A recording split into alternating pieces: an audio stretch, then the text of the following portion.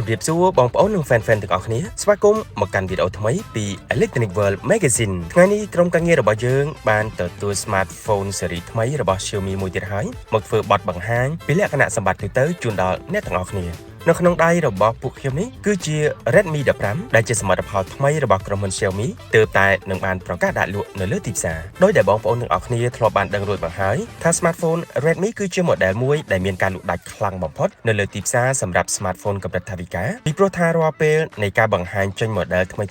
ក្រុមហ៊ុនបានគិតគូរខ្លាំងមែនទែនមិនថាតែទៅលើការ design រូបរាងទាំងកម្លាំងនិងបច្ចេកវិទ្យាហើយនិងគុណភាពកាមេរ៉ាក៏ដូចជាតម្លៃនោះទេក្រុមហ៊ុន Xiaomi បានយកចិត្តទុកដាក់ខ្លាំងមែនទែនដើម្បីបំពេញតាមតម្រូវការរបស់អ្នកប្រើប្រាស់និយាយទៅ smartphone ថ្មីរបស់ Redmi តែងតែមានលក្ខណៈល្អនិងពិសេសជាងដៃគូនានាតែឥឡូវយើងក្រឡេកមើលលើការ design រូបរាងរបស់ Redmi 15នេះទាំងអស់គ្នា smartphone ចំនួនថ្មីនេះត្រូវបានក្រុមហ៊ុន Xiaomi ធ្វើការរចនាឡើងជាមួយនឹងផ្នែកខ្នងខាងក្រោយមានរាងកែមកោងនិងមានជ្រុងទាំង4រៀបស្មើផ្ដល់នូវភាពងាយស្រួលពេលដែលកាន់ប្រើប្រាស់ក្នុងដៃម្ខាងហើយនឹងមានកម្រាស់ត្រឹមតែ 8.4 មីលីម៉ែត្រនិងមានទម្ងន់ត្រឹមតែ 214 ក្រាមប៉ុណ្ណោះ smartphone នេះមានច្រើនពណ៌ខណៈដែលនៅក្នុងដៃពួកខ្ញុំនេះគឺជាប្រភេទពណ៌ Midnight Black ដែលជាពណ៌ដ៏ពេញនិយមបំផុតមួយនៅលើផ្នែកខាងមុខរបស់ Redmi គឺមានការពារដោយបន្ទះអេក្រង់ឯទំហំធំគឺដល់ទៅ 6.9 អ៊ីងអាចបង្ហាញបានដល់កម្រិត Full HD+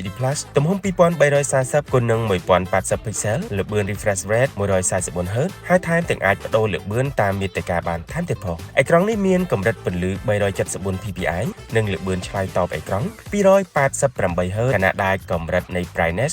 850 nits ត្រូវត្រង់ជាមួយនឹងពណ៌ 8 bits ហើយនឹងកម្រិតចាក់ពណ៌ 16.7 លានពណ៌ព្រមទាំងមាន contrast ratio ຂະຫນາດ 1400 លើ 1 អ្វីដែលពិសេសនោះនៅលើបន្ទះអេក្រង់នេះក៏មានបំពាក់មកជាមួយនៅបច្ចេកវិទ្យាការពារភ្នែក low blue light និង flicker free ដែលមានការទទួលស្គាល់ពីស្ថាប័ន UV lens lens ថែមទៀតផងដូច្នេះជាមួយនឹងការទស្សនានៅលើអេក្រង់ smartphone ថ្មីនេះគ្រប់គ្នាមិនត្រឹមតែទទួលបាននូវរូបភាពនិងវីដេអូដែលមានកម្រិតភ្លឺច្បាស់ត្រជាក់ភ្នែកនិងមានទំហំអេក្រង់ធំប៉ុណ្ណោះទេគឺថែមទាំងមានប្រព័ន្ធការពារភ្នែកមកជាមួយថែមទៀតផងក្រឡេកមកមើលប្រព័ន្ធកាមេរ៉ាថតរូបវិញនៅលើ smartphone ចំនួនថ្មី Redmi 15នេះគឺមានកាមេរ៉ាក្រោយចំនួន2គ្រាប់ដែលត្រូវបានក្រុមហ៊ុនធ្វើការញាត់បញ្ចូលនៅ sensor ចំនួនថ្មីជាមួយនឹងបច្ចេកវិទ្យា AI ថ្មីដោយកាមេរ៉ាគោលមានទំហំ50 megapixel គាំទ្រដោយ Aperture f1.8 និងមួយគ្រាប់ទៀតមានទំហំ5 megapixel ដែលមានសមត្ថភាពអាចផលិតរូបភាពបានជាមួយនឹងពន្លឺច្បាស់គ្រប់គ្រាន់បើទោះបីជាការថតដែលស្ថិតនៅក្នុងលក្ខខណ្ឌពន្លឺតិចក៏ដោយ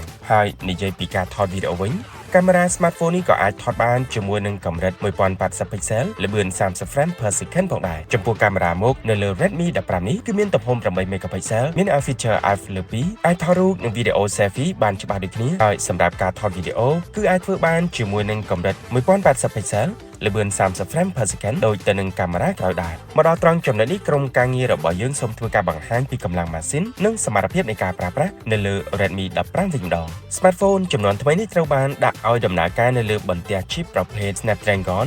685 Mobile Platform ប្រភេទ Octa Core កម្រិត6 nanometer និងមានការគាំទ្រដោយ Graphic GPU Qualcomm Adreno ជំនួយទៅដល់ការលេងប្រើប្រាស់បានដោយរលូនជាពិសេសទៅលើការទស្សនាវីដេអូនិងការលេងហ្គេមតែម្ដងហើយបន្ថែមពីនេះនៅលើ smartphone ថ្មីនេះក៏មានបំពាក់នៅ RAM ដែលជាប្រភេទ LPDDR4X 8GB បូកនឹង 8GB ម្ហំ 16GB និងអង្គចងចាំ UFS 2.2 ទំហំ 128GB និងអាចបន្ថែមនៅអង្គចងចាំខាងក្រៅបានដល់ទៅទំហំ 2TB និយាយរួមទៅសម្រាប់កម្លាំងម៉ាស៊ីនប៉ុណ្ណេះបងប្អូនអាចលេងហ្គេមលេងបណ្ដាញសង្គម Facebook TikTok និងមើល YouTube បានមួយអែមដោយមិនចាំបាច់មានការបារម្ភនោះទេអ្វីដែលពិសេសជាងនេះទៅនោះគឺក្រុមហ៊ុនបានដាក់មកជាមួយនឹងប្រព័ន្ធ HyperOS 2ដែលមានមុខងារប្រើប្រាស់ថ្មី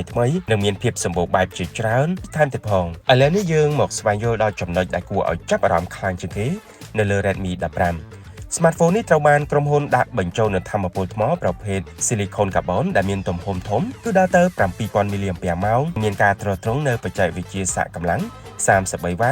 ហើយថែមទាំងមានមុខងារ Reverse Charge កម្លាំង 18W រួមជាមួយនឹងមុខងារ Smart Charging Engine 2.0 ជួយឲ្យការសាកថ្មបានលឿនហើយនឹងមានសុវត្ថិភាពខ្ពស់សម្រាប់ការសាកពេញម្ដងបងប្អូនអាចទស្សនាវីដេអូបានរហូតដល់28ម៉ោងនិងអាចខលទូរស័ព្ទបាន64នាទីបើកចោលបានដល់ទៅរយៈពេល10ម៉ោងបើទោះបីជាថ្មនៅសល់ត្រឹមតែ 1% ក៏ដោយមួយវិញទៀតទៅលើភាពធន់នៅលើ smartphone នេះក៏មានការដំឡើងនៅបច្ចេកវិទ្យាការពារការជ្រាបទឹកនិងធូលីកម្រិត IP64 ក៏ដូចជា Wet Touch Technology 3.0 សម្រាប់ជួយទៅលើការបញ្ជានៅលើនៅពេលដែលអេក្រង់សើមបានផងដែរតើតើជាមួយនឹងសំឡេងនៅលើ Redmi 15 គឺមានការបំពាក់នៅ High Res Audio Dolby Atmos ដែលអាចបន្លឺសំឡេងចេញបានខ្លាំងលើសមុនដល់ទៅ 200% ពិតជាពិសេសខ្លាំងមែនទែនសម្រាប់ការមើលវីដេអូនិងការលេងហ្គេមជាដើម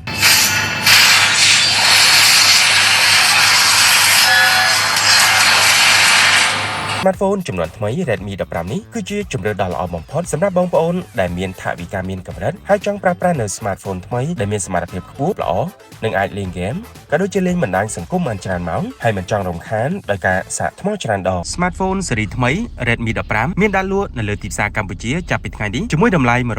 $139សម្រាប់ទំហំ 16GB 128GB និងតម្លៃ$159